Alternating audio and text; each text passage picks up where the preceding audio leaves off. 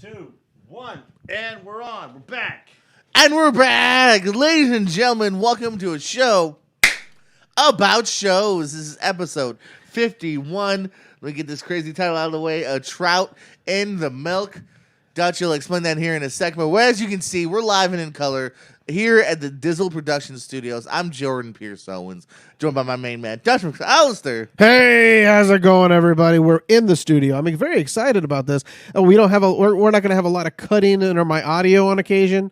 It's gonna be fun. It's gonna be an interesting time. And also, we have something else in the studio with us. Oh, we got the return of the one, the only, the aviator, Dizzle. I'm back. Thanks for having me. A new season. Take it off. Thank you.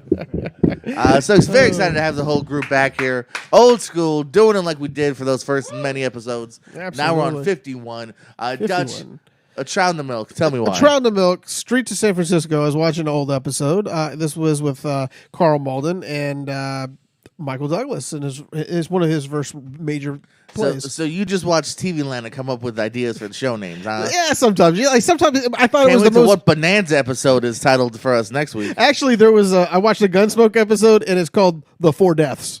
So that'll they tune in next week for 52, The Four Deaths. Yeah, well, there's only 3 of us, so we can't really do Or 4. as I wanted to call this one, 51 and done. Well, maybe 61 and done. I think. I don't know. It's also a book by Roy Lewis. Oh, what's that? A Trout in the Milk. All right. Hey, see, there you go. Troy Lewis, send us copies. We'll review it. He's probably dead. Or his family. Go Troy ahead. Lewis Jr., Yeah. whoever, his long-lived wife. We got several cool reviews coming up here for you. Some DCU, some timely movies. We're also going to talk about our top 10 villains. Yes. Talk about some evil men and women Mooha. from both movies and television. Let's get into the movie reviews. This first one is one you saw. Yes. It's Justice League Dark Apokolips War. The Justice League has always been Earth's first and last defense, but with the imminent arrival of Darkseid and the horrors of war that will follow, everything is about to change. I got to read the rest? Nah, you don't have to. All right, because you gave a long premise here. It was the best, most in-depth. And then John Constantine pops up. That's what you want everyone to know. Yeah. This has the voices of Matt Ryan, Jerry O'Connell, Jason O'Mara, who has listened to my podcast before, just saying. Yeah. Thais the Farmiga. I used to do one about that Terra Nova show. Rosario Dawson, Rainn Wilson, Rebecca Romaine, Shamar Moore, and Tony Todd as Darkseid. Yeah, he so was tell me Darkseid. about this. I've loved and been lukewarmed by DCU in the past. They animated. Man, tell me about this one. Let me tell you. Matt Ryan reprises his role as John Constantine, as he has since they made the live action. And show. you liked this dude, right? This dude should be carried over everywhere. Keanu Reeves wants to come back in the Constantine times. Whoa, really? Did he say that? And yeah, and I'm like, no, Matt Ryan is perfect. He is the perfect person to bring in to the DCU. Because if you want to do it, let's make these shows on HBO Max, etc. So I'm a very big fan of Matt Ryan. I've had a chance to watch him, and listen to him speak in live, at Comic Cons. Jerry O'Connell reprises his role as Superman. Jason O'Mara as Batman. Rosario Dawson as Wonder Woman, Rainn Wilson, of course, as Lex Luthor, and Rebecca Romaine as Lois Lane, which is kind of funny, because they're both married, Jerry O'Connell and her. So, this movie is a culmination of 15 films.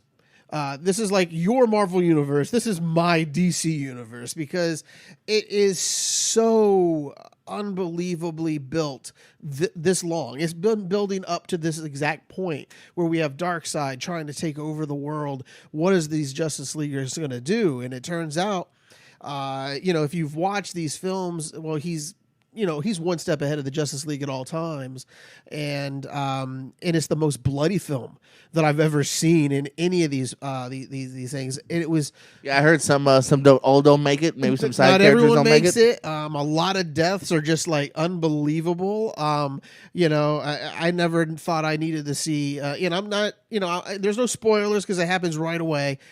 The entrails of Starfire. I've never thought I would see those, but. You're looking at a lot of premise that's just building up to this very big precipice. And we started with Flashpoint, and a whole bunch of other parts of it. Flashpoint is just really, they refer to that a lot as well.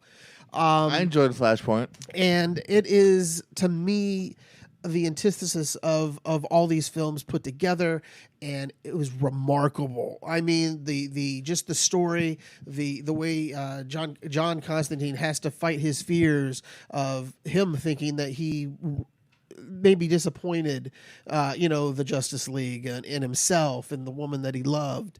And, Superman, he's now not even really a Superman. He is just a normal guy who's fighting a resistance of Darkseid. Batman is now turned to the dark side. You have Robin and you have Raven fighting her internal struggles with her father, because of the demon is inside her. And to me, it blew me away. Just the dialogue, the animation style, everything about it, it just blew me away. I sat there at the end of this film, stunned, jaw open, could not believe what I just saw. I had to. I just sat there just watching the credits, but also just sitting there, just gobsmacked about how fantastic this show came out. It reminds me of the old Super Friends. Saturday morning they had that superheroes. Get on your mic. Yeah, I wouldn't want to call it a Super Friends because that is totally a different genre. But this one is just more adult, more graphic. And it's stuff that you wouldn't be able to do in real life. It would cost you millions and probably about over 200 plus million to do this in real life. But it turned out so well. If you haven't figured out where I'm going with this, I gave it 5. I gave it 5 snowflakes. Whoa. It's probably the best DC, animated film that's come out in a long time.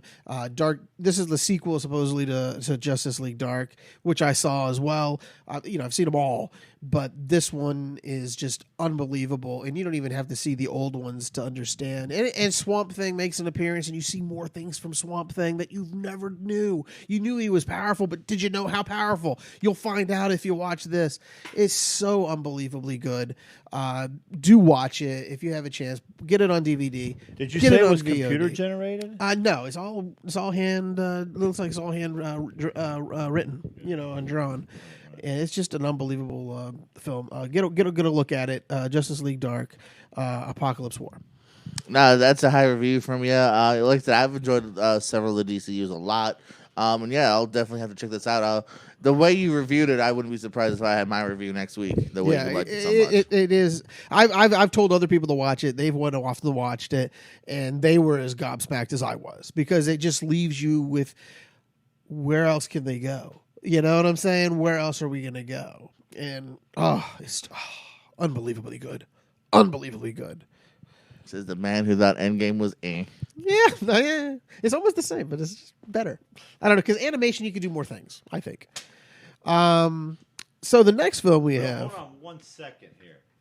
It's Use the mic. It's find a trout. Okay, circumstance. Here it's a quote from Henry David Thoreau. Circumstantial talking about evidence is very strong as when you find a trout in the milk. Okay, so There we go. Everybody's quoting off of Henry Thoreau as like if it's common. You know what I mean? Okay. Something is Thank very you. obvious. I was very, very curious. Now get the camera on Dutch. Nothing, So- The next film I actually watched. I don't know if you got a chance to watch it yet. No. It's called The Vast of Night. It's in the twilight of the 1950s. One of the faithful, on a fateful night in New Mexico, a young switchboard operator, Faye, and a charismatic radio DJ, Everett, discover a strange audio frequency that could change their small town and the future forever. This is a very limited cast. Limited, that's why I only gave you 2. These 2 carry this film from pillar to post. And it is Sierra McCormick and Jake Horowitz. It's on Prime, Amazon Prime. It was supposed to be released in theaters. Never got a chance because of the COVID virus. And The what virus? the COVID virus. It's a Corvette. No, I didn't say anything about a Corvette. But Little red Corvette yeah, virus. but and to me, if you this film. This is it here.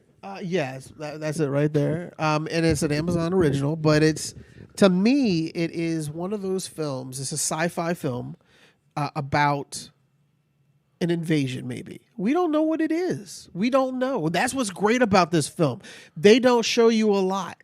It's a lot of adrenaline, a lot of dialogue. If you like dolly cams, if you like overhead shots, if you like running shots as well, you're going to get a lot of that. But the dialogue that's driven, there's a scene that's, of course, every scene is driven with this dialogue, but there is like a long monologue about what this possibly could be on the radio show with Everett, and Jake Horowitz puts in a great, a believable act as just a young guy trying to get to the bottom of this. I found it, to me, where I was so enthralled by their performances and I was on edge throughout the whole thing. The way they shot it, the way it's cut together. There's a moment where you think you're watching a movie, like at a drive-in house, and then all of a sudden it goes into a regular place, or it's like you're watching a television show, and then it just little differences, little nuances along those lines. But this is a powerful film. If you love sci-fi, this is one for you. I was, again, when I finished this movie, I was in wow mode when I watched this for such a small film to make me get pulled in. And I think less is always more. And that's what happened in this film. Yeah, you get to see maybe a little bit of a payoff, but there's not a lot of payoff because there's a lot more questions in the end. But at the same time, this film, I don't know how to much more to describe it, but as fabulous. I heard about it, and then I was like, well, what's going on with this film? And I watched the preview, the trailer, and I thought, okay, it's a little, basic, but let me give it a shot. And like I said, man, I was yelling at my TV screen, don't do that. Why are you doing that? Because I got so caught up in the anxiety that all the characters were feeling at some of the stress points. And I gave this 4.5 snowflakes. I could give it 5 easily, to be honest with you. I could just right now say 5, but I don't know. 4.5 seems just enough for me for this film, and it's well worth the look if you ever get a chance to watch it. The Vast of Night on Prime on Amazon right now. Interesting. 2 strong reviews from Dutch right out of the gate, man. A 5 and a 4 or 4.5. A 4.5. Yeah, Damn, 5 and a 4.5. Yeah. Well, things are only going to go downhill from here because now here are the films I saw this week. Starting off with Paradise Hills. A young woman is sent to Paradise Hills to be reformed, only to learn that the high-class facility's beautiful facade hides a sinister secret. This stars Emma Stone. Nope, I said Emma Stone, don't I? It's not. It's Emma Roberts. I lied on my sheet. Oh, okay. Emma Roberts, Mila Jokovic, Isa Gonzalez, Aquafina, Danielle McDonald, and Jeremy Irvine. Now, it's funny that you just talked about the last movie, about how it didn't show everything right, didn't give everything away. Well, that's where this fails, because I enjoy the opening premise. It starts off, Emma Roberts is waking up. It's actually like The Hunt. She's waking up in a weird place, not knowing what the hell's going on. And she's been sent to be reformed. They're kind of trying to push her into a marriage she doesn't want to be in. And there's a lot of fun intrigue going on. And you're going to learn a little bit about Aquafina's characters and Gonzalez and Danielle McDonald, who was in that movie Skin. I think she's got a really bright future too, and so I enjoyed the setup and the premise and the mystery of it. And Mila Jokovic is a really interesting evil, but maybe she's not evil. Oh shit, she's evil character. You know what I mean? Yeah. So the setup is fun, and then it just kind of falls off the rails here, in my opinion.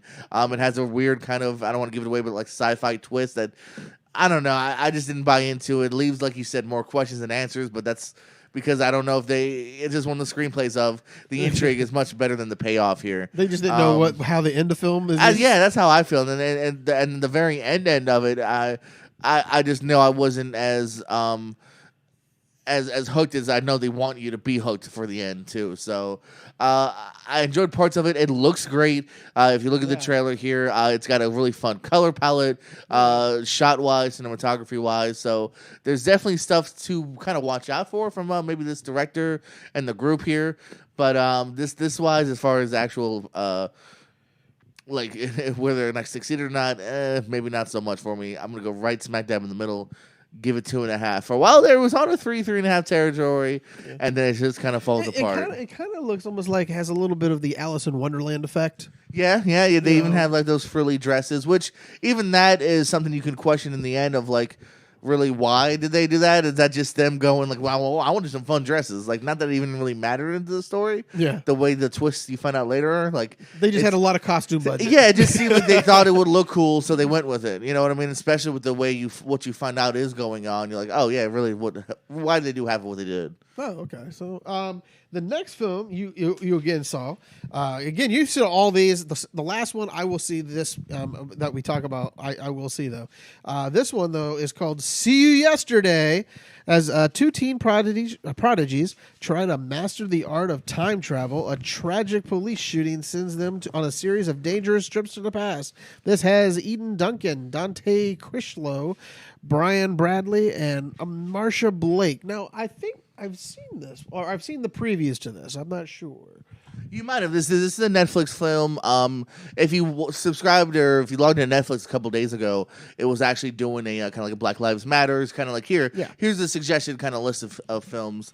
So I clicked on this one. I wasn't even sure if I was gonna stick with it, to be honest with you. I kind of threw it on as a 20-minute passerby, and it did stick with me. It starts off pretty fun with these two kids. I enjoyed the acting from these two young kids here, and there's a great A-list cameo that I didn't put in it because You want me to be surprised? I want you to be surprised. In fact, I would even recommend, even if you don't have time for the movie, if you have 10 minutes, watch the first 10 minutes of this movie. I think you'll love the cameo. And if you want to know, I'll tell you off the air, but I don't want to spoil it for those that haven't seen.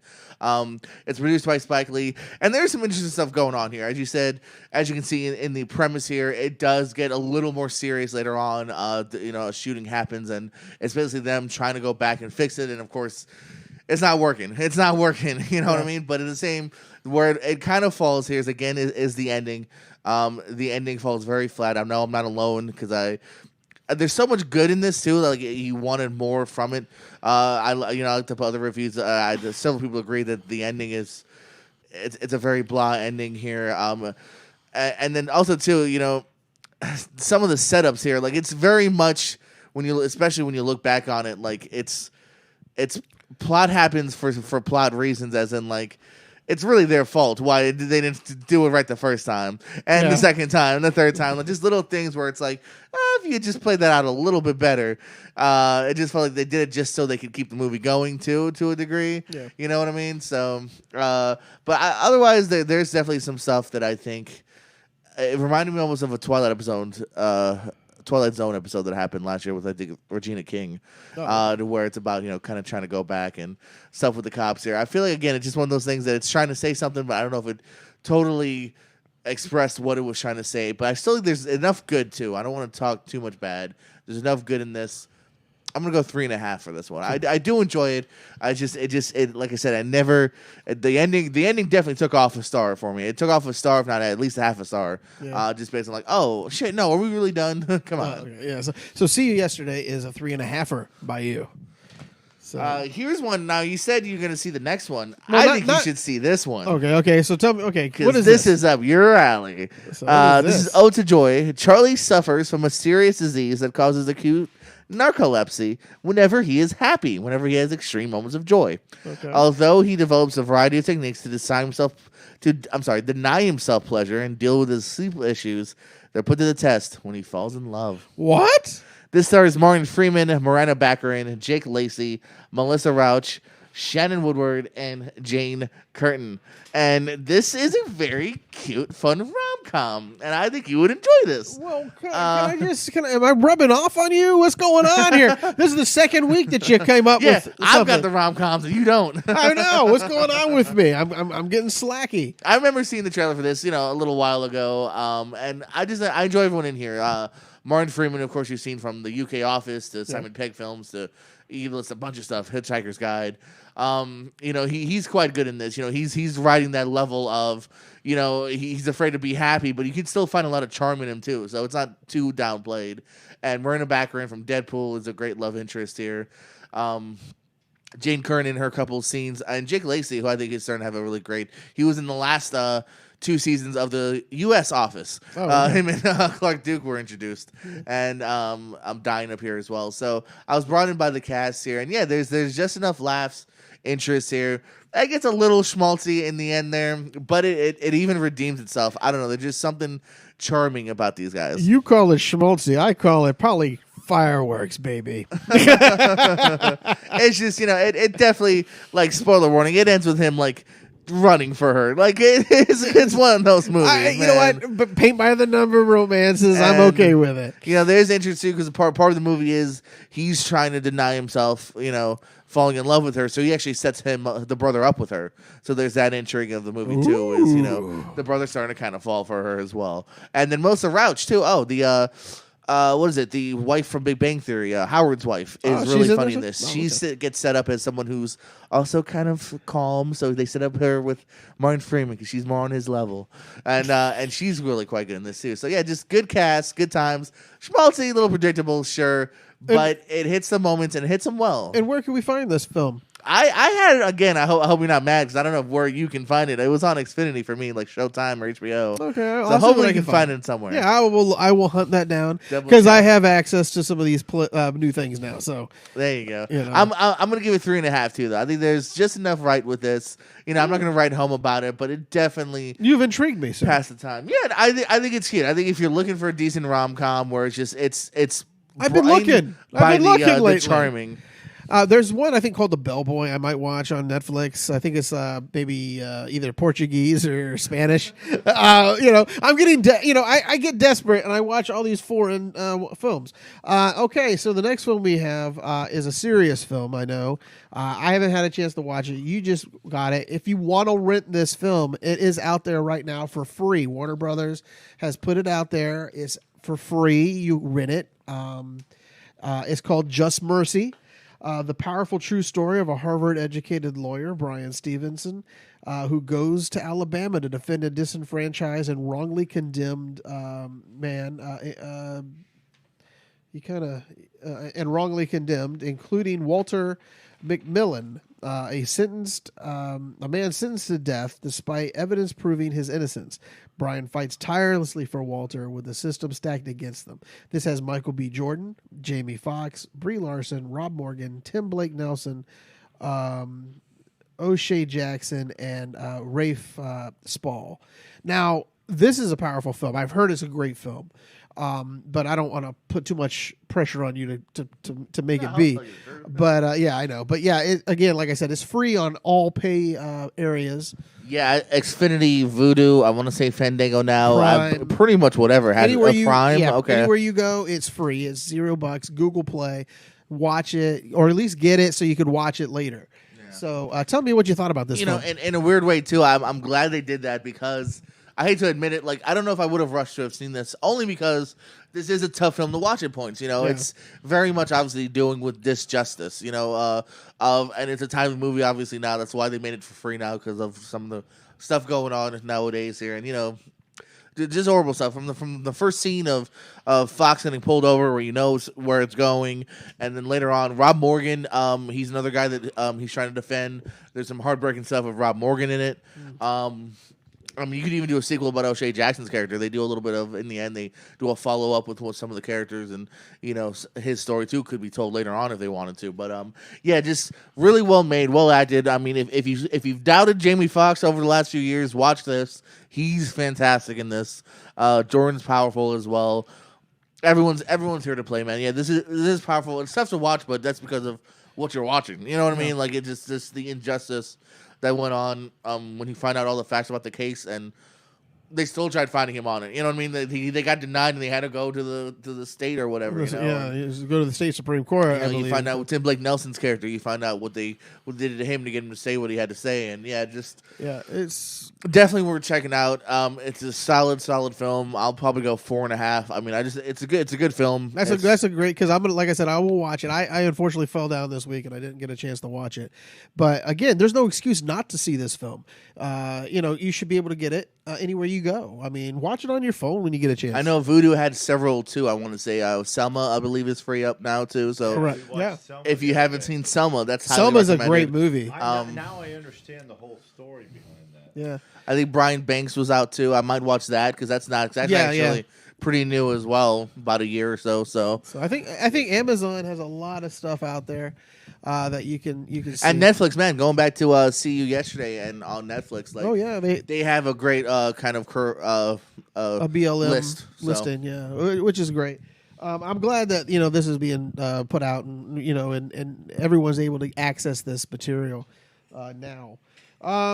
Now we're gonna just we're shifting gears now from films to television, something that we just added a couple weeks ago. Really, we're or a little bit more than a couple weeks. I think there's pandemic has made us watch more television. Deja vu. Heck yeah. Party on. No, Okay, all right. that segment died. No, that It's segment like did re- not die. It's like video killed the radio star. Well, Deja Vu almost killed this show. So we found a show that we could talk about, TV.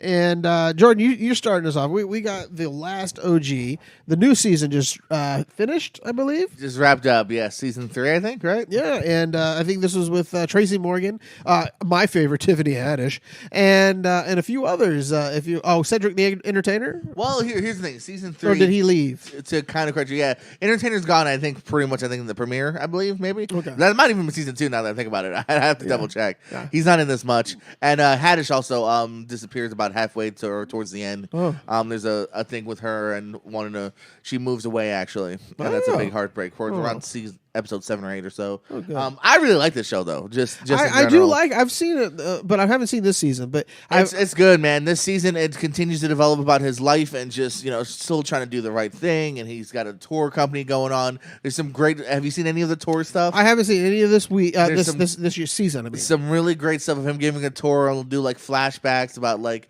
a guy that like always robs you, and he's really great about getting away. And there's some great flashbacks with that. There starts to be a love relationship developed towards the end of it. Him getting his apartment. The stuff even with Tiffany Haddish. I mean, I know me and you are kind of on the same page here. This is something I think she's really great in because she's subdued. And Yes. I've always told you. I think she could be. What was it? The Kitchen, right? Was that the movie? Yeah. Now that movie, I told you I could stomach her in that film because she's not overplaying her hand. And she has a couple really great moments, like the episode of her moving, where everyone's kind of against her at first. Even the husband and the 2 kids that live with her are kind of against moving. And there's a really great scene about her being like, when's it my time kind of thing. I've always given to you guys, now I want a little, kind of thing. And she's really good into it. And I really liked it. It ends on a really, to me, polarizing cliffhanger. Again, to talk about the endings here, I don't know if I loved where it was going with the ending, and it's definitely the kind of ending where I'm gonna trash this office if they don't get a season 4, because I just, not even necessarily because of how much I love the show, and I do really like the show, but I just gotta know they really left off on a cliffhanger of season 3. So I really like it. Highly recommended. Tracy Morgan's never been better, in my opinion. He's funny. He's charming. He has some dramatic moments. I'm being too over dramatic, but he's really good. I think this show as a whole has actually brought him better as an actor. I think because absolutely, they've been able to test him, as you say, and it's not a bad show. I mean, it really is a very funny show. It's well written. Like I said, that's kind of why I liked it. It's not your average sitcom that you're going to talk about here in a minute, which is your average sitcom. Well, that's later. I know, but I'm just saying it's not your average sitcom. That's why I said it's not just always him and the ex-wife, always him and the wacky neighbors. It's kind of reminding me almost to a degree of a Louis, but more focused Louis, as in it's more on him. The non-masturbatory Louis. Ways. Yeah. Well, sorry, maybe bad example. Whoopsies. But no, I did love Louis when it was on, and I like the other one, the other one that he had on HBO as well. That one was an odd one. That was an odd one, but it was that still was fun. trying to be a normal sitcom with masturbatory F jokes. You know what I mean? That was a weird one. Yeah, I kind of enjoyed it though. It's the Lucky same. Louie. Lucky Louie. Yeah, I kind of enjoyed that one for either. Also, the one that you just saw just recently is Rick and Morty. Oh, yes. Rick and Morty season 4? Is it? Yeah, season 4 of Rick and Morty. I love this show, man. I love it. I haven't seen season 4 though. It's mind twisty, it's bendy, and guess what? The ending. For once, I'm going to actually say really good things about the ending now on the show. It ends with a little bit of heart for a very different. It has a callback to a season 2 or 3 episode. I don't quite remember. And it actually shows you what the outcome of that was. Oh, I have a feeling what you're talking about. Maybe it is about the daughter. Yes, about the Sarah Chalk's character, right? Is it? Which one is she? She's Rick's daughter. Oh no, I'm sorry, Rick's daughter. Yes, I'm sorry. Okay. Not the daughter. Yeah. His daughter. Yeah. So you find out about that, and the ending of it is all of a sudden you're not really expecting it because they very much go mostly for the joke and for the sci-fi twisty element. But it ends on a real like, oh shit, you hit me. You hit me, Rick and Morty. How dare you? It reminded me of a really good like Simpsons episode back in the day. Yeah. Where all of a sudden like there's some great ones with like him and Maggie, and like you find out like a little backstory. You're like, oh goddamn Simpsons. Yeah. And that's what it reminded me of almost to a degree. So I had highly recommend it. It was as well. funny when you told me about that. I didn't even have to think. I already knew where you were probably thinking where that season was going to go. I haven't seen any or heard anything about this season. I just heard it's good, and so I will watch it. It's definitely out there. Yeah, I have access. I just haven't had a chance. As I said too, my only complaint is season 1. He's too burpy, but they fixed that. Yeah, it's like everything. They got to find their footing. Then they find their footing. I'm telling you, I can't watch season 1 too much in a marathon because like I get annoyed without burping. Oh, really? So, yeah. Man. Yeah, I understand. I'm sure someone gave him a note of like, "Hey, burp less." All right, he still does it every once in a while, but it's not like season 1 where it's like every third word. Now, I'm going to talk about a show. You want to talk about some shows, baby? You want to introduce this one because this is the one that you didn't write down. Oh, okay. What do you got? Watchmen? You know or which the one other I'm talking. Yeah, this is the other one. Man with the Plan. Yeah. Ladies and gentlemen, Man with a Plan. Matt LeBlanc and a wife and some wacky neighbors. Waka waka waka. Tell me. Kevin Nealon's in it. Stacy. Might be the best part. Stacy Keach is funny as hell.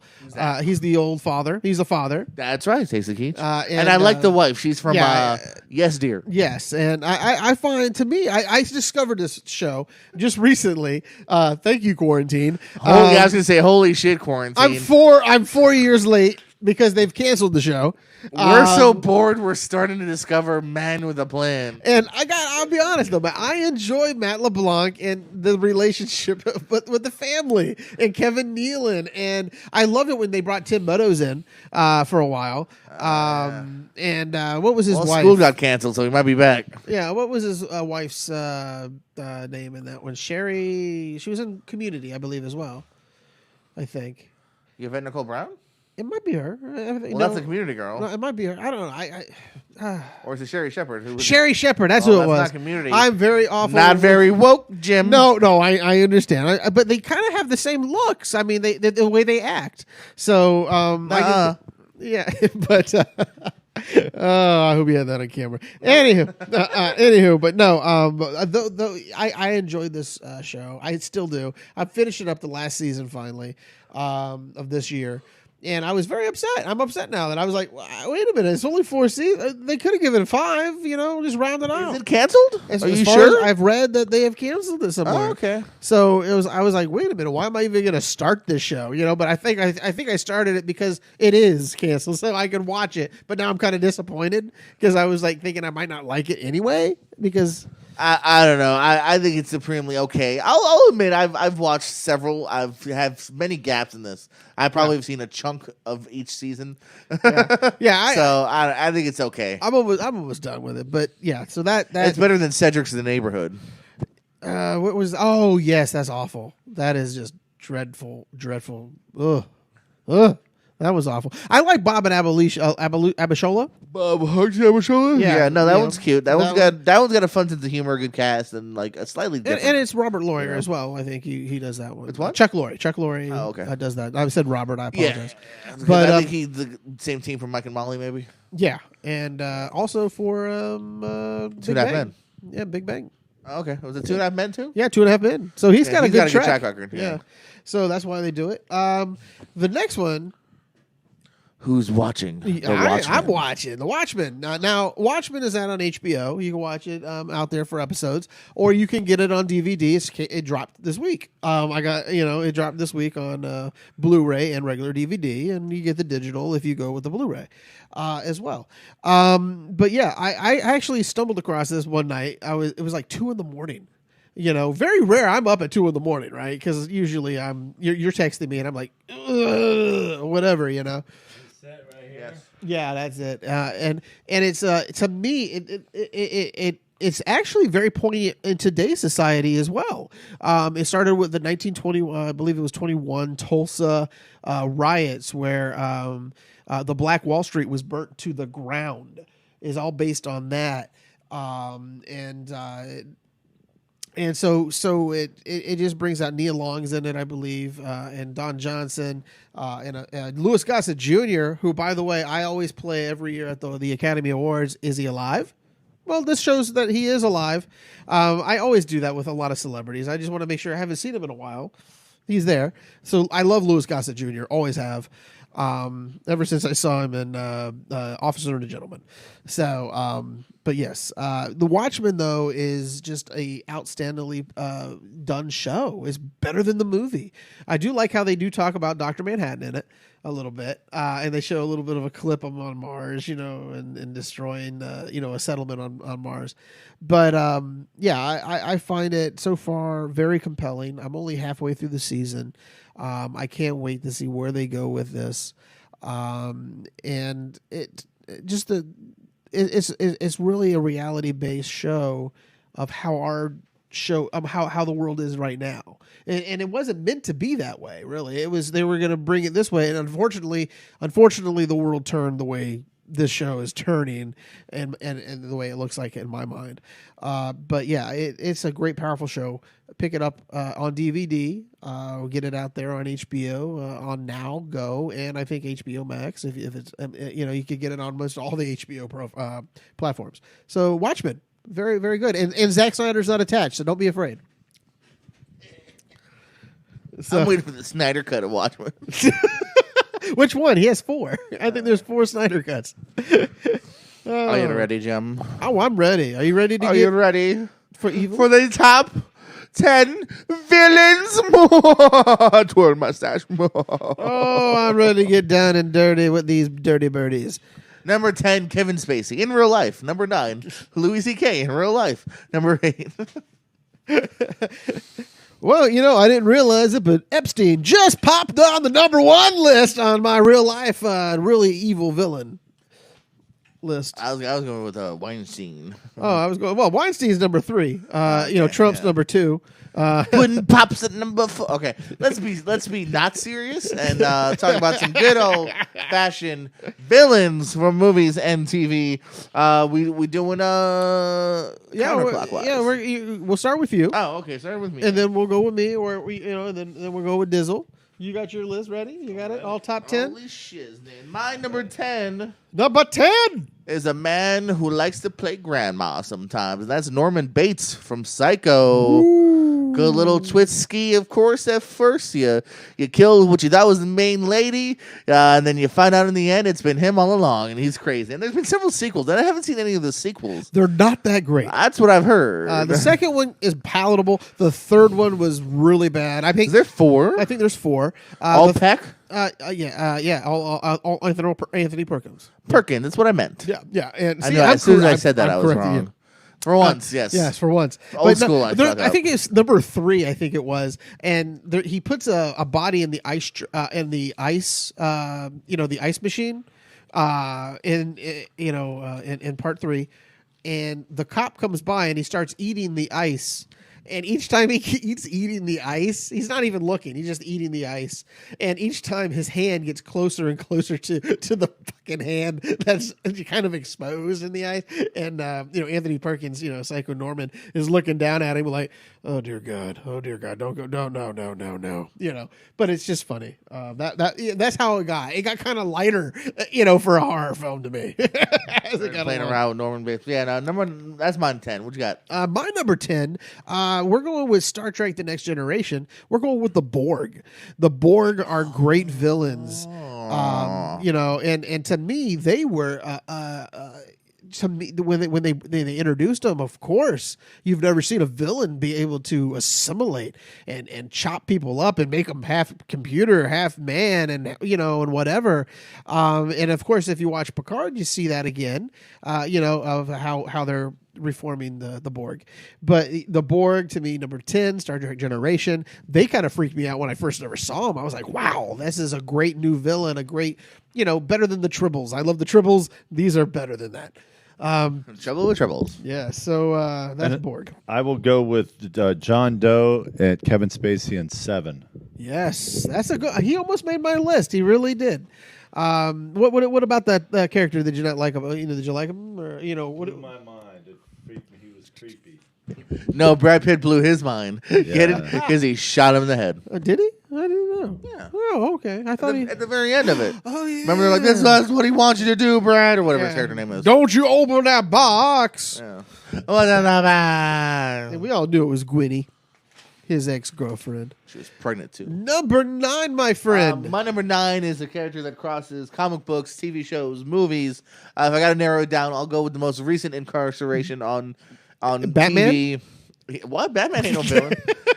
Kingpin. We saw most recently on Daredevil with the fantastic Yes. Vincent D'Onofrio, who's played a couple of fun villains in the day, Men in Black amongst others. We may talk more about him later. We might talk about D'Onofrio or about Kingpin. We're talking about D'Onofrio and Kingpin. This is fun. I see Mark Clark Duncan's played him. He was in Spider-Verse, the cartoons. But yeah, if I had to go with one, to go with D'Onofrio. You finally got a little bit more of a backstory. You got some really horrible moments of Childhood. and childhood and the car and Yes. the poor reporter and so he's definitely someone that rang out in my mind that is evil. What's your number 9? My number 9 is, let's take a little stroll down Elm Street. A Nightmare on Elm Street. I'm going with Freddy Krueger, Robert Englund's version. Not I can't remember who the other one was, but I gotta tell you, to me, this guy had all the charm any I guess pedophile would ever have. But yeah, he for he was a pedophile. We all know that. But Freddy Krueger was an evil son of a gun, but he had a great sense of humor. But yeah, he was one of the baddest son of bitches because he could go anywhere, man. You fall asleep. What kind of creep? What kind of crazy villain is that? I'm falling asleep and he can kill me? What is this? I don't want this. It kept me up when I watched it the first time when I was a kid. And Martin Freeman would be dead quickly. Oh, it made me so nervous when I was a kid. After I first watched this, I couldn't sleep for like a week. So that's my number 9, Freddy Krueger. Good choice. What do you got out there at number 9? Mike Myers. That's a good one. Yes. I legitimately was like, No. Groovy baby? Like, what did The he do to you, man? Well, have you seen I the know Guru? Love Guru wasn't that good, but he's not a villain. Yeah, that Love Guru really scared the shit out of me. Both great choices. Probably honorable mentions. I didn't do too much horror, but I love both of them. I mean, Freddy Krueger almost just instantly because Michael Myers you could hopefully run away from. Yeah. Freddy Krueger, you're not going to avoid sleep. Yeah. So maybe you can somehow get out of it, and even then half the time he ends up getting you anyway. So both great choices. My number 8. Luke, Jason? I am your father. Oh, Darth Vader. Darth Vader, I mean, from the first time you see him on screen, such an infamous, it's a Halloween costume. I bought one. It was a children's smalls, but I didn't want the mask. Yeah. And it was like $2 after Halloween, several weeks later. So, and I just, iconic, again, someone you later on find a little bit of a backstory of course, even more so with the prequels here, but still can't deny that there's evil within him, and he wants to rule the galaxy, and it's just, it's Darth Vader, baby. Well, we'll probably talk about him too on my list later. But my number 8, he had a little scar on his head, but he looks like a snake. His Harry Potter. We're gonna go with Voldemort, Lord Voldemort, the name that should not be named, but I named him. Yes, I was there with Ray Fiennes, and I gotta tell you, that is just a good villain. I mean, it really is. He could be morphs from a snake, and he puts his little parts of his soul or parts of his body in little whatever they call those totems. I'll call them. I know they have a real word for it. So all you Harry Potter fans, don't go after me on this. Excuse me, Excelsior. Yes, that's what's supposed to do, sir. But no, Lord Voldemort. He is a very nasty villain. Good pick. And speaking of stuff we'll talk about later, wink, wink. Oh, ho, ho. So what do we got at number 8 for you, my good man? I will go with Nurse Ratched. Nurse Ratched from One Flew Over the Cuckoo's Nest. She freaked me out. It creeped Yeah, me she out. was Just a terrible, terrible person that you don't want to be near. she was a very very crotchety nurse. That one, she was very good. I liked it. So now we're at number 7, Jordan. My number 7, the next 2 times I talk about TV characters, these are characters that you don't quite know are evil yet when you first meet them. My number 7 is Gus Fring from Breaking Bad. He almost made mine. Giancarlo Esposito. Yes. Best role he's ever had. I Yes. like him a lot, but when you first meet him, he's so just kind of cool and suave and running Oreos Hermanos. So what was the chicken place? Polo something. And I have the apron at home. I don't know. Just the stuff with the box cutter and just everything with him, just a very iconic character. Something that I want to watch the whole series again, but I definitely want to watch this mostly so I can see his arc again. And Saul, he's also a villain in Saul still, so he's still around, even though he's met his demise later. But yeah, he also is doing a great job as a villain in Mandalorian as well. So that's a He's a fabulous, really good actor. Yeah. Yeah. My number 7 is not a human. It's HAL 9000 from 2001: A Space Odyssey. This is one of my nightmares. This is one of my nightmares where technology takes over. I'm not talking the Terminator who could kill me, but this one, has a great AI. This is what would make the Terminator to me, because he does not want me to do anything that would put his life in jeopardy, even take away my oxygen. So this is what I would be afraid of. When I watched that movie, it tripped me out. Dave, what are you doing with that button? I just really was, again, Kubrick, one of the very few films that I can really say was a great film for me. But HAL 9000, my number 7. You're not a Kubrick fan? No, I'm not. No, I think we've discussed that numerous times on this show. It's like a Quentin Tarantino thing. What did you get for number 7? Stick with that theme, and I'll go with Chucky. Oh, Chucky. Freaked me out. Yeah, Chucky, a doll. I can understand. It's like ventriloquist dolls. Those kind of freak people out too. Are you my buddy? Yeah. But Chucky is a good one. We're not, not the Mark Hamill one, right? The original, right? We're going to. The Mark Hamill one's it's a good twist for doing something different, but keeping with the same concept of a killer doll. I like that twist. Yeah. My number 6 is Calvin Candy from Django Unchained. You just talked about the wonderful Quentin Tarantino. I didn't know I was segueing. How great his films are. And Django Unchained is another great one, great villain. It's helped by Samuel Jackson, just a shitty villain as well. Yeah. But Calvin Candy, such a great meaty role here. I love the fun fact of him actually legitimately cutting himself because he's just so into the scene. That is acting, my friend. That's why Leonardo's like the best actor of our generation. I'm probably off a generation now, but whatever. He's fantastic. This character's juicy and fantastic. You're just waiting for him to get his comeuppance. That's what's best about some of these people on this list is you're just waiting for that comeuppance. Okay, my guy, great actor as well, Academy Award winner. Keanu Reeves. No, Academy Award winner. His name? Carrot Top. Norman Stanfield.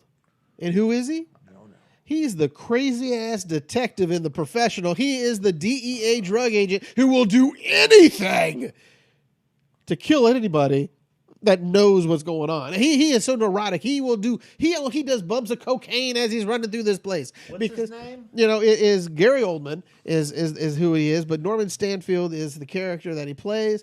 I was looking for a Gary Cole. It was either this one or it was going to be the one in The Fifth Element because he's a little bat crazy in that one too. But this one, to me, he was just an unhinged DEA agent, and he would like I said, he is so dirty and so evil, and he wants to kill the child, played by Natalie Portman. He wants to go after the professional, the hitman. I can't remember his name, is Jean-Pierre. Leon. Jean Leon, right? Isn't it? Leon, yeah. Reno. Yeah. Leon. Isn't it yeah. Leon the Professional? Yeah. I'm sorry, I couldn't remember his name, but I just always call it The Professional. I always cut everything else off. But yeah, though that is to me one of the greatest outstanding villains in a good film. So Reno, Leon. Who do you got for number 6? Well, you know what? Since you threw out Kubrick, I'm doing a little swap, and I'm going to go with Alex from A Clockwork Orange with his one eyebrow. And Yes. What was that? What was the song they sang in that? Do you remember? no, I did. I know what you're talking about because it kind of ruins the song now. Was it "You Are My Sunshine"? Well, with the woman and the old guy. Yeah, I think it was something like that. I can't remember the name of that song, but it ruined the whole song for me from now on, because you see that it's like some songs. It's like in Reservoir Dogs when Michael Madsen's. What's the name of that? Is this it? No. No, that's not it. No, it's an actual, like Somewhere Over the Rainbow type of film. Yeah. It might even be Somewhere Over the Rainbow, but it's neither here nor there. But that's a good villain, to be honest with you. Another good pick. My number 5 Number 5 is Ben Linus from Lost. Oh, Michael Emerson. Yes, One of the greatest episodes, debuts of that show is his first episode of just figuring out, because they've been through so much shit already within the first. I think it's only season 2 or 3 maybe. I think 2. Just figuring out if he's evil or not, and the back and forth is just so fantastic. And this is before it jumped the rails totally, and so just the arc of him was great. I think he was never jumped nominated. the rails. How dare you? I didn't. I stayed with the whole thing.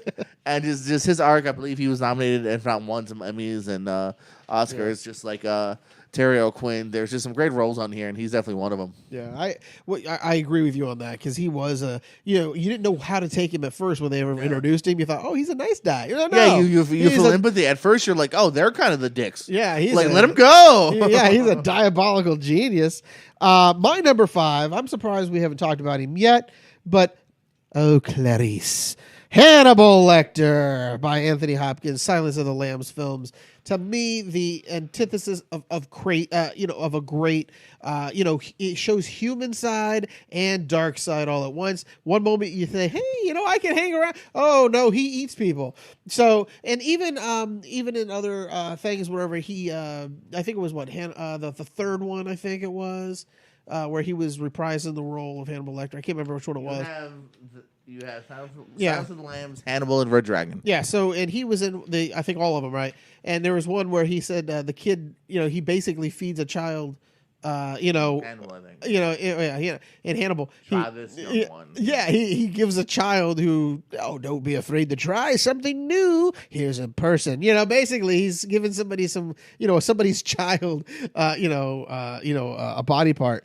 And I just thought that is just evil incarnate as well. So that was my number 5. There's a reason we haven't talked about him yet, so we'll just wink. Okay. We'll get there. So Ryan, what do you got over there for number 5? Pennywise. Oh, It. Yeah, it. Okay. Who played that in 2017? Skarsgård. Bill Skarsgård. Yes. The young one. Scared me to death. Yeah, because Tim not a Curry good never one. really That's a scared good me one. much. Tim Curry never scared me. I don't like clowns, but He's creepy enough. He's not as bad as the one that will eat you, but no, not at all. So you got number 4 coming up on us. my number 4 is played by the great Alan Rickman, and that's Hans Gruber from Die Hard. I'm gonna just bump in with you. Yeah, that's good. What's this? Number 4 is mine as well. So We both got we can Hans. have a great talk about this, because I started with my my number 1 and I worked my way down on this list, and that's where he fell 4. So yes, 4 is Hans Gruber. Might have only been heard because these next 3, there's multiple times we've seen him. We've got one with Hans, and it's a great role though. It's still the fact that it is still in the top 10, top 4 for both of us.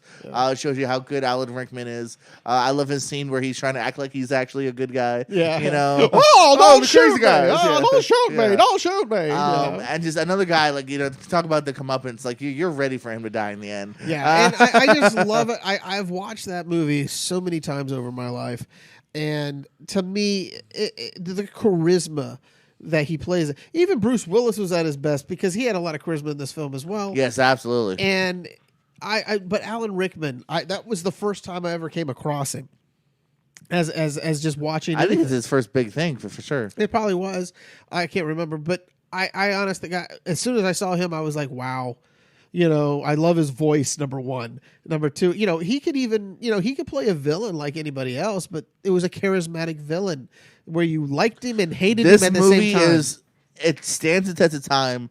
Definitely a big part of it is because of Willis and Rickman. Yeah. If it was played by somebody that didn't quite grab it, like we wouldn't be talking about this 1988-89 movie now in 2020. No, it's because of Willis and Rickman that this thing is still talked about because of how good that villain was, because of how good the hero was. That's what matters in a movie like this. Absolutely, I agree. So now that we've already discussed my number 4, what is your number 4 there, Mr.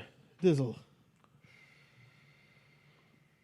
Freddy Krueger. I'll go with Freddy Krueger. Freddy Krueger. He made my list. He made your list. Yeah, Freddy Krueger. He's not on mine. He's definitely an honorable mention. He might have just been someone I didn't quite think of. To be honest with you, I think he's a great choice just because of. Like I said, how can you avoid him? My number 3, you've talked about Voldemort. Great slow burn to him, too, in the franchise. This is kind of like the Shark. You don't see much of it at first. Yeah. In fact, the first time you see it, it's actually not even Ralph Fiennes. No. It's just a CGI creation. And a nice slow burn to get to him to where you finally have that big fight in the end, Deathly Hallows, so you're ready for it. Yeah. And, Fiennes is fantastic in it. One of those things that, again, I think if it was done by someone else in a lesser way, people would have really hated on it because there's so much passion for those books. Correct. But I don't think anyone has a problem with Ralph Fiennes. He's great. No, he was unbelievable. I agree wholeheartedly. I had him lower, but you have him higher. I'm not going to argue because it's all taste. Good. Mine, I think we almost kind of flipped in the spatial parts of it because my number 3 is Wilson Fisk, Kingpin, in the Daredevil series mostly. He's a great character all around, but Vincent I always mess his up. D'Onofrio. I've only known that in the last few years. I used to say D'Onofrio. Yeah, that's what I wanted to say. D'Onofrio. To me, it's a clinic in acting when you watch this character. The way he just evolves. It's just great writing. Yeah, the first season of Netflix of the series of Daredevil, we just get a glimpse of how mad he can go, and then season 3 comes around, and you bring him back. You've yearned for him since season 2, but then then they finally give you what you want in season 3, and it's a more brushed up, more in depth, more evil Fisk because he knows where he is now. He knows who he is, and that's important. And he wants to crush the hell out of the city, get a stranglehold over everybody, and even kill the Daredevil. He even knows who he is almost, and he wants to kill him too. So it's just unbelievably good. The performance is unbelievable. Michael Clark Duncan's character, I'm not, going to throw any shade at him. I agree with you. For what we had at that moment, it was a very good rendition, a very powerful, big brute of a Kingpin. This was more of a psychological play by more believable. Duncan's definitely playing a comic book character. D'Onofrio's playing somebody you can almost buy into. Correct, and that's what I'm saying. So that's mine. Wilson Fisk, Kingpin at number 3, which is right there on the big screen. Right there is just unbelievable. Great actor. So, what do you got for number 3 there, Mr. Barton? It's going to be Darth Vader, Joker, but the Heath Ledger. I'll go with Joker. Okay. But Darth Vader as a child, that's like classic. So I'll throw in Darth Vader as an honorable mention. Well, you got number 3, so we're at number 3. Would be so who's your number 3? Heath Ledger, Joker. Oh, okay. Thank you. I was confused. So yes, that's how I was. Okay, so we'll probably talk a little bit. 2 and 1, I can't change. 2 and 1 change are locked in. Change the feed. Change the camera. Come on. 2 and 1 are locked in. But. Yeah. So we got number 2. Number 2. My number 2 has been mentioned by you earlier, Dutch. It's have a little bit of that Canty with some brains. It's Hannibal Lecter, man. I mean, it's so good, iconic with the mask. The fact that he was nominated for an Oscar on Silence of the Lambs, so he's only in a couple scenes. I think it's less than 20 minutes, maybe around the 15-minute mark that he's in, I believe. Just so good. You feel it from that. You feel the fear, even though there's plexiglass, and finally somehow he breaks out.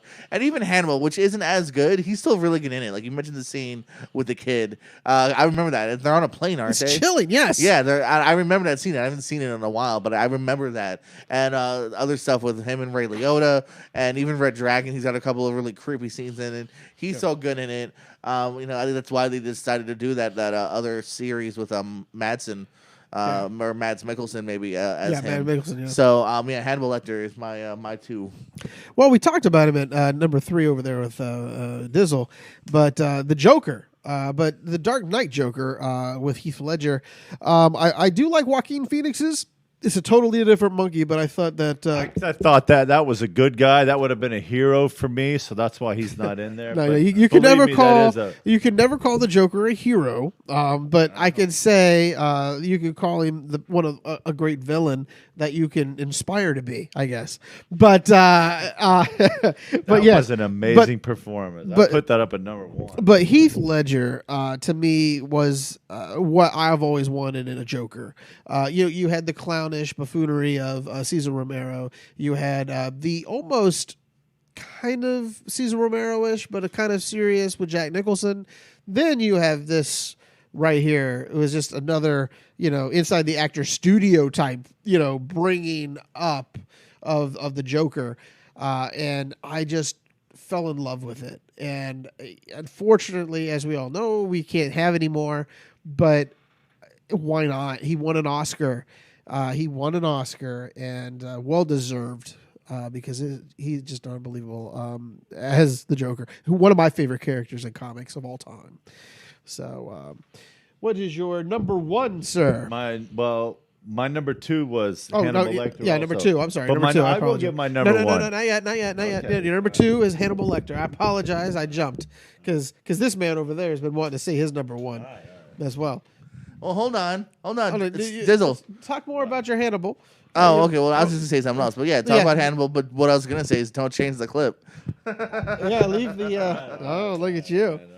Okay, so now that we have a little foreshadowing, what is your number 1? My number 1 is Heath Ledger's The Joker. You mentioned Joaquin. Obviously, we've all loved and sang the praises of that. But when I think about a villain and just the chaoticness of the Joker, it's Heath Ledger. It's him just wanting to see the city burn, not care about the money. Yes. You know what I mean? Yes. Fantastic. Oh, my God. If I ever see that opening scene of the heist, I will stop and watch that opening scene. I've probably seen that more than the movie easily, just because it's a great intro. It's a great 10 minutes of them all betraying each other. You find out it's him in the end. And then just the rest of the movie, man. Such a great performance. Do you remember? I don't know if you do, but it was like that was the scene they opened like a sneak preview of just a snippet at IMAX. Yeah, I don't think I saw that though. But I saw that, and it was like, oh, I'm in. Yeah. That's what sold me right away that he could be. And I think we all and looking we were back, all kind of like hesitant. Batman Begins is really good, but I don't know if we knew what we were getting with The Dark Knight. Yeah. You know what I mean? Because you still never know. I mean, same thing with the other Batmans. You never know if they're going to all of a sudden fall off the rails here. Yeah. But the whole movie is really tight. He's so damn good in it, man. I mean, there's a reason.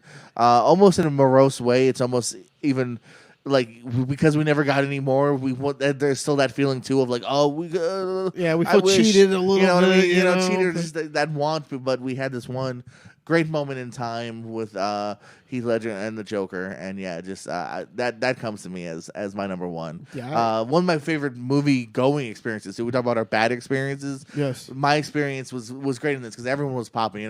Want to see a pencil disappear. Like everyone was popping at the right moments. It was the right crowd that absolutely loved him. Yeah, I agree. I can't fight you, but my number 1 is simple.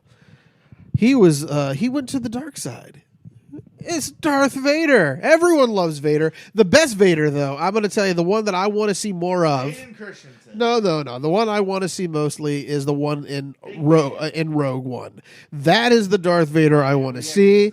The man who went in just cleaned it up like he was a janitor at a high school prom. Just started cleaning up the joint and just snapping necks, breaking people up. And to me, it was a force to be reckoned with. We're going to go skewing a little bit off the comic world. In the comics, they had a great, graphic novel about it. about him after between Star Wars and The Return, I believe, or no, The Empire Strikes Back. Unbelievable storyline.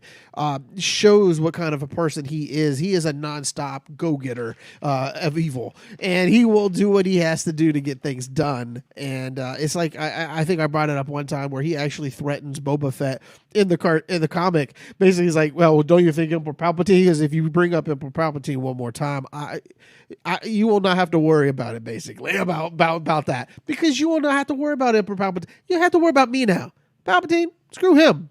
You're going to worry about me, buddy. And so he's like, got you, buddy. Like that, And so, he puts Boba Fett in his place. So to me, we learned a little bit about him, through, the younger years, the prequels. But yeah, at the end of the day, though, the Force is strong with this villain, Darth Vader. I feel it, man. No argument here. He was on my list too. I mean, Darth Vader, so iconic. Dizzle, what you got? What's your number one, man? What you got at number one, man? I have number one. Anton Chigurh, No Country for Old Men. That's by far, well, not by far, because he's a soulless killer. He's a soulless killer. I love Anton, and it's one of those movies that I just can't quit watching that. But recently, I've been able to not watch it so much because the Joker. I've been, with what's Joaquin funny Phoenix. For me, and this is actually a compliment in a way. I don't like watching this movie much, just because it is so intense and he is such a this poor fucking gas guy. I feel so bad for the gas station dude. Did he flip a coin? I think in this scene. That's what it is. Yeah. His thing is like, has a coin toss ever mattered more? There's something like that. And he's like, "What are you talking about?" A little fucking cow thing in your head. There's a funny Fred Armisen plays him on Saturday Night Live once. That's a funny thing, But yeah, that's a great villain. So yeah, he was honestly on my my short list when I just put together several names. He was on it, and he was one I whittled away. But yeah, definitely he was someone on my mind. Christopher Walken's some of his villains. He was on some of my short lists. But I didn't make it top 10. I'm going to give you one honorable mention just because I love her more. I think I love her as a person or whatever. That's Rosamund Pike's Amy Dunn character from Gone Girl.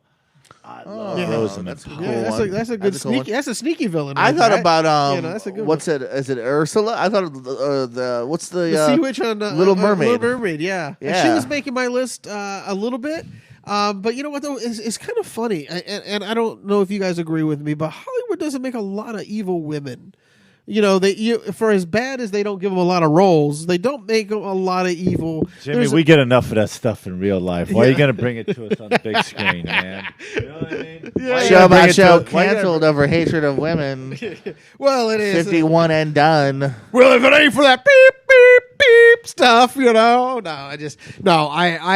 know. I just feel it's kind of weird that there's more men. I just couldn't resist. But there's a lot more men in villains roles for some reason than there are women. I would like to see a good, strong.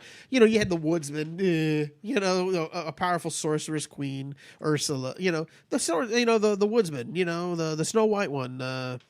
You got that, and you got a few Snow others. White and the Woodsman. Okay. Well, okay. no, it was called the Woodsman, I believe. The first one's Snow White and the Woodsman. Well, one's called the Woodsman. Maybe the second one, yeah. Because the second one, she's not in it. Yeah, they couldn't get her back. True. They couldn't tell her the difference between a tree and her anyway. So they let's get that extra tree. But yeah, I just found though it's there's not a lot of female leads. I thought about Kate Blanchett from the third Thor. Yeah, that would have been a decent one, but. I just say, one. We want a meaty. I want a meaty. Not on purpose. My list is. Yeah, I feel like I'm not. Well, the only one I could go with is the Queen in Queen of the Borgs in I think Nemesis, I believe. So I could go with that. I said Nurse Ratchet because you got freak me out. Well, you got a nurse that's not. Crooked and won't let you go. Or yeah, and or how poor Jack Nicholson, at the end. How about Cruella DeVille? Yes, she'd have been good. 101 Dalmatians. That's a fun one. Yeah, Lisa Simpson. What? She's a vegan. Anyway, is she vegan now? That would make sense. Is she vegan? Yeah, she was a vegan. Now she's a vegan. So but yeah, so that's what I call evil. Don't want to eat meat. What's wrong with you? I used to be fun. Now I'm vegan. Mr. Burns was actually one of my Burns. thought process. That would count as movies and TV. Smith from The Matrix, I had as an I Yeah. thought about him. He's fun, but he's one note. I wish that he would have. He's not going to be in this next one, so that's what I was told. So No Hugo Weaving makes sense. he couldn't make it because he had other things. I was like, really? Well, I Drop know he dropped out of. He didn't want to be Red Skull anymore, and he didn't want to do. Yeah. It seems like he just kind of wants to do smaller, different things. Well, come on, go back, make some money. Do something fun. Anyway, Jordan, it's that time of the night again. It's that that time of the time. show where I want to know about more of my news and notable stuff. News and notables for June 11th, 2020. Breaking news and notable stuff. Hey, man, just remember to be excellent to one another. Woo, woo, woo. Bill Oh. and Ted Face the Music trailer has dropped. Yes. It looks fun. It's a good teaser trailer. Not a lot is shown. I like the opening sentence. I think it's something like, you played for this amount of people, thousands of people back in the day. Now you're playing for 40 people at a VFW or something like that, The ending with them really jacked in prison. Let's see where that leads. So I do wonder if we're going to have someone actually replace George Carlin or if it's just going to be them. I don't think he's going to be in it. I hope not. Well, not replaced, but, a new guide. We've talked about it before on the show. Yeah. I just don't want to have anybody pretending to be him. No, but I mean, you have a new guide, obviously, so. Well, Death is in it. We saw that. So that Yeah, could be true. their new guide. Very quick. No, that's weird. William Sadler, which is good with the makeup. He doesn't look like he's aged at all. And I was about him last week, I think, on VFW. So I don't know. It looks fun. It's good so far. I hope they don't show us much more, but I'm sure they will. Yeah, I thought that trailer was perfectly well and done cut. Let's not do any longer. I don't want to know any more about the movie than I already seen. So I'm gonna probably. I do believe that the release date is still up in the air too. They're still hoping to do it this year. Yeah. So we'll just see when movies are finally for sure on. I know that Russell Crowe movie and Tenet are still standing still. So we'll see. It's so weird seeing a phone booth nowadays because you never see it anymore. Yeah, true. Yeah. Where does Superman get dressed? These kids are all gonna be these kids are gonna be like, what is that? I don't know. And watch the other two. Hartley Sawyer has been kicked from The Flash. Yes. You watch The Flash? Yeah. Elongated Man. Yes. Yeah. Has been fired after controversial tweets. I was just talking on my wrestling show about WWE's Jackson Riker and about stay off Twitter. And here we are. Stay off Twitter or wipe your old Twitter if you're trying to be famous. So he's been removed. He has to release an apology. Take it or leave it, but they have kicked him from the show. Macy Sellers will not be returning to Legends of Tomorrow for season 6. That one's just amicable. She wants to do other things. And which one? Make her own movies. What character was she? I can't remember. She was Oh, you don't know? Okay. I didn't write that because it was weird. It was like she played 2 different characters in the timeline, and I don't know. Okay. I got confused. I don't watch the show. I'm just report the news. I do. Ari Aster, the filmmaker of Hereditary and Midsummer, Dizzle's favorite rom-com. This rom-com of the year, Midsummer. Says his next film is a 4-hour nightmare comedy. Yeah, that sounds like a nightmare to me, Ari. Yeah, a 4-hour comedy, please. I liked Hereditary. I defend Hereditary. It's a very polarizing film. I felt, and you can feel the length a little bit. I felt the length on Midsummer. So 4 hours, come on, dude. You can tell a story in 2.5 tops. An hour and a half. Comedies are an hour and a half. Okay, there's no it's comedy. a nightmare comedy, and if the nightmare is probably gonna be one of those nightmares where it's like, when does it end? Yeah, that's. Speaking of stuff, I ending, agree. The very long-running Cops has been canceled. Finally, over controversy, obviously, with some of the stuff going on. And not only that, but the very popular Live PD has now been canceled as well. What's your opinion on this, man? I mean, I don't think this is good. about you what? Think this is good. About what? These getting canceled. They what? Those cop shows? Yeah. They should get canceled for now. Why is that? Tell me. And I'm honestly asking. No, I honestly, one, I don't watch them. Two, I just, but no, I just think what they do is they show the police only in one spectrum, the good spectrum. Yeah, there are good police. I'm not going to say every cop is a bad thing because somebody was saying, I think, that means every protester's a rioter, that type of thing. But you can't always show them always doing the right thing because there's a camera there. They should be doing the right thing without the camera. And unfortunately, we're not really probably seeing some of these people in the proper light. If you were to take away that camera, what would they have done to that one suspect they threw on the ground? And would they have left him on the ground as well? We don't know. But there was a camera there, so they got him off the ground a lot quicker. So I just find that those type of shows, and we're going to see this with other shows too, like maybe The Rookie, or we're going to see shows like, the SVU, and other things like that. We're going to see them try to probably be more, not sensitive, but just more realistic in terms of these people that are all within the precincts, because not everyone's a good guy. And we notice that in almost every show, that everyone's a good guy and not a bad guy. But there are a lot more, it seems to me, by watching what we're seeing on television with these news and notes of things today, there are a lot more aggressive people than the good people lately, in my mind. And and again, we could differ on these things, but I'm just saying we shouldn't be glorifying one profession over another. Let's go do a doctor's thing, maybe a doctor show. Can we do like a realistic doctor show? I don't know. Because they see, just to prove your point, they wouldn't be realistic. They would be showing all the good stuff. And they would be, I think, good for the camera. There you go. So there you go. So I get what you're saying. It's actually a decent argument to be made there, I suppose. I don't know. I'm not saying, like I said, I'm not saying all cops are bad. I'm not saying all cops are good. I'm just saying if you're going to have these people out. It's a market, in my opinion, and those are poor people or whatever. Rich people go down also, but they're only showing you they're only showing you the bad side of people. Or going to a trailer park and pulling somebody out. What's actually, to kind of agree with you, one thing that's always really bothered me about it is, it's kind of a side note to a degree, but I have watched Live PD many times, and I've always felt bad when they're questioning the person and they have to divulge their backstory. Yeah. They pulled over a guy one time because I don't know, he was on his bike in a bad area, and the dude's telling him about how oh yeah, I used to be on drugs, I haven't been, I've been clean, and then the dude was clean, and they let him go. But I was like, damn, that sucks. He had to just divulge his whole backstory on live TV, and now his neighbor's like, hey, I saw you. I didn't know you used to do drugs. I don't know. Yeah, that's always bothered me that too. Always searching the cars, and that's on TV like I told you, the one time I got pulled over from the show. That's why I stopped going for a while. Yeah, you stopped coming to RBW. I stopped going to your wrestling show because I got pulled over while being white in a black neighborhood. And it's true. I was, because what they did was, tell me if this is overkill. 3 squad cars, 6 cops for me, right, turning after doing a full stop and doing a right turn. I got lost. Was this a day after you had that popcorn fight at the movie theater? No.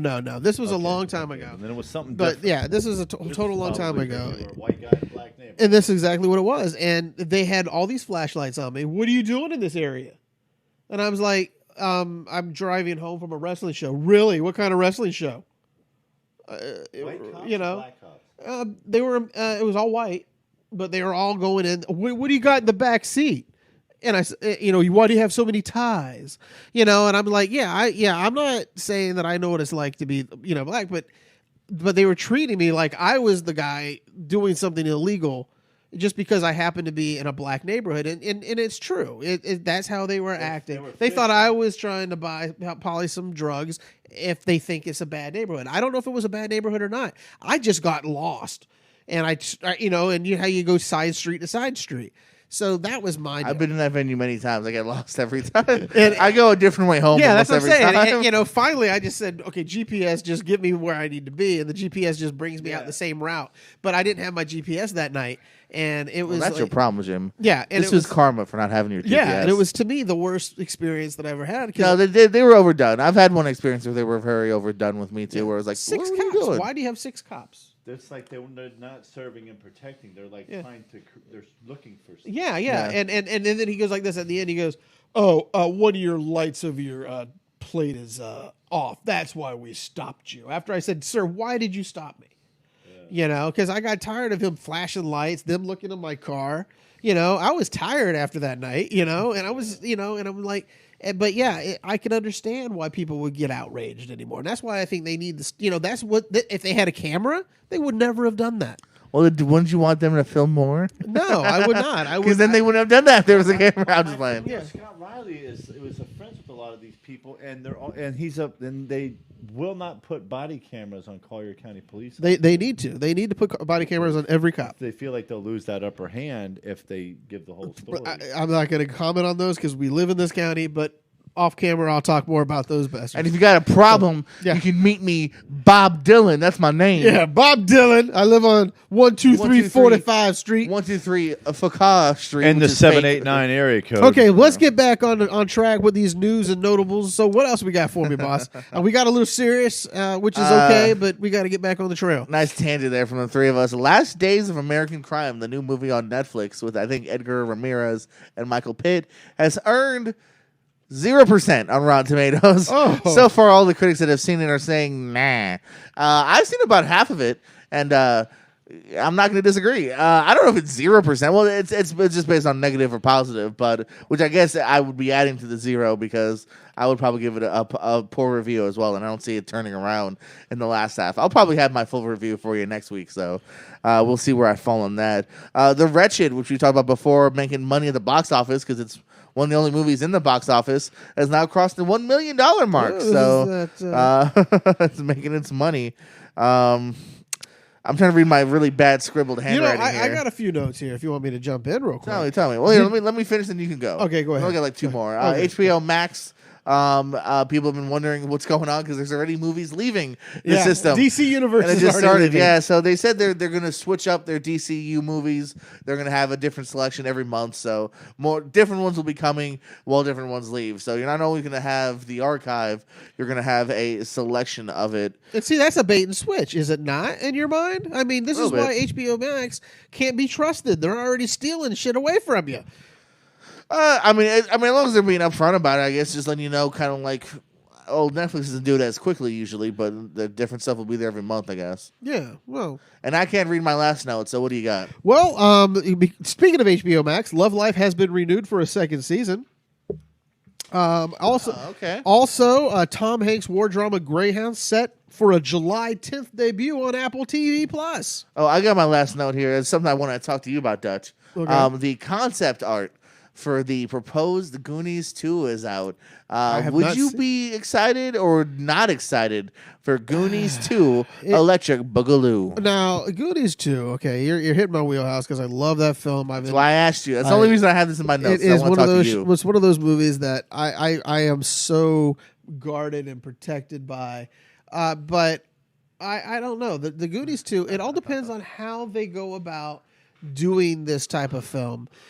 Is it going to be the sons and the daughters of the Goonies, or are it going to be the original cast, and they're all going to meet up somehow? If it's the original cast, I'm going to give it a shot. It has to have a good story, though. It can't be like a Ghostbusters, the last Ghostbusters, okay? Just hodgepodge and thrown together real quick. But again, I'd like to see some of the old time, people, and the new time maybe. I don't know, but you can't have, maybe some Joey Pants gets out of jail because I think he's the only one alive in that family. In real life, I guess he's the only. It's all surviving about. actor. Here's a fun twist. In the end, the villain of this sequel, you find out that's Joey Pants' son or daughter. Yeah. He grabs him like, "Come on, Philip," Yeah, so why are you bothering with them again? But yeah, I find that movie I'm very hesitant on, but I am interested. How many snowflakes do you give the original? I give it 5. It is a 5. I don't I care. give it 4, and that's being generous. No, 5 is all the way through. Also, I have a note though for you. Zoe's Extraordinary Playlist renewed for season 2. So if you haven't finished season 1, get on board because it is a good show. Here I am, rocking like a hurricane, season 2. Absolutely. And let me see if I can find anything else other than what you've already talked about. I think that's the big drops that are coming out. PlayStation 5, the big game everyone's getting all excited about. Miles Morales Spider-Man.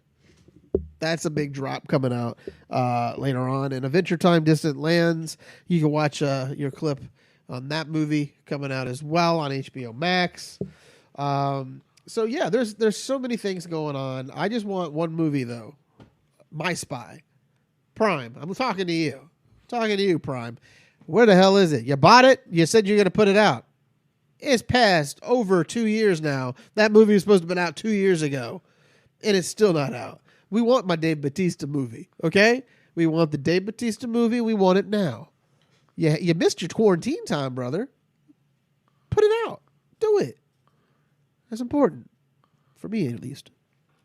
Anyway, so what else do we got going? Is that it? That's all we got?